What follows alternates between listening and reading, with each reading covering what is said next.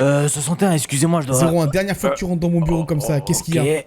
Écoutez, je suis désolé, mais venez voir ça. Vraiment, il faut absolument que je vous montre un truc. Vraiment, vous allez pas le regretter. Ça a intérêt à être important, sinon je te nique. Bon, écoutez, vous vous souvenez du type là qu'on a arrêté il y a à peu près 3 jours là pour possession de stupéfiants? Celui du bar? Oui, celui-là, exactement. Et vous vous souvenez de cet autre type qui s'est fait prendre en train de braquer une supérette il y a à peu près 2 semaines? Oui, bon, arrête de bouger dans tous les sens 01 et dis-moi ce qui se passe avant que je te blâme pour cassage de couilles. Écoutez, j'ai tous ces rapports d'arrestation qui n'ont, au premier abord, rien en commun. Mais, je sais pas, je suis presque sûr qu'ils sont tous liés par quelque chose Vous qui... allez pas recommencer 01.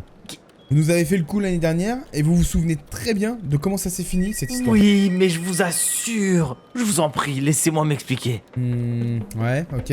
Bon, pour commencer, on a Joseph Alcatara. Au premier abord, il paye pas de mine, mais à force de le suivre et d'écouter ses conversations téléphoniques, on s'est vite rendu compte qu'il était pas mal proche des autres. Et si on la joue fine, on peut sûrement en tirer quelque chose. Ouais, ok. Et ensuite? Là, ça commence à devenir intéressant. Ivana Garcia, attrapée pour différents délits. Course illégale, délit de fuite, possession d'armes de catégorie B et possession de stupéfiants. Bref, elle est bien connue de nos services. Elle est également assez proche de notre Joseph. Selon nos informations, mis à part ça, rien de bien fou.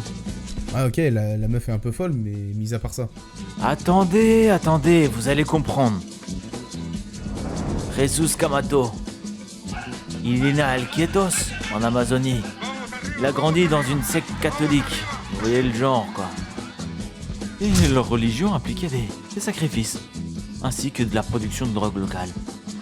Il a fui le pays à 22 ans pour arriver directement aux États-Unis. C'est bien joli tout ça. Qu'est-ce qu'il a à voir là-dedans, le mec? Eh ben, il a pas perdu ses mauvaises habitudes, hein. Dans son casier, on a escroquerie de masse, manipulation religieuse de masse, mais c'est pas tout. On l'a également pris plusieurs fois en photo avec notre petite bande d'amis. Ok, je commence à comprendre. Et pourtant, on arrive seulement dans le vif du sujet. Montrez-moi ce que vous savez faire, 01. J'attends que ça. Voici Hernán Martinez.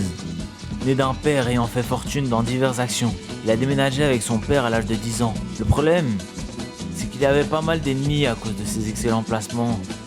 Et il s'est fait empoisonner.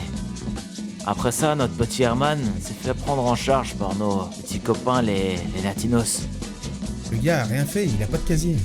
Le souci, c'est que 3 des 6 suspects concernant l'affaire de l'empoisonnement ont été assassinés. Et devinez, qui est le principal suspect? Ouais. Et je crois que t'as pas saisi un détail là, 01. Ton pote là, il est décédé. C'est effectivement ce qu'on croyait. Ou plutôt, ce qu'il a essayé de nous faire croire. Parce que devinez, qui a été pris en photo en sortant du salon de tatouage il y a à peu près 2 semaines? Ouais, je commence à comprendre d'où tu veux en venir. Et regardez-moi ça, le clou du spectacle. José Pantera Ramirez, alias la Panthère. Celui qu'on soupçonne comme étant le chef de cette petite organisation. Au menu, on a une demande de rapatriement par la République dominicaine pour plus d'une dizaine de délits. Pour preuve, plusieurs rapports d'arrestation et au moins une dizaine de dossiers d'enquête sur le dos, notamment pour meurtre en 2012 et en 2013.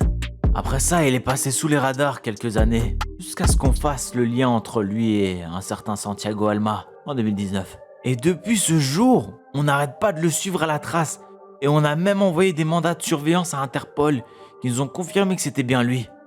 Bon, 01, c'est bien, tu t'es sorti les doigts du cul pour une fois. Mais je comprends pas du coup. C'est un gang ou une organisation? Et surtout, quel est le nom par lequel ils se font appeler? On n'est pas sûr de ça, mais on pense que c'est un gang. Et pour ce qui est de leur nom, on a plusieurs sources qui mentionnent tous le nom de Trinitarios.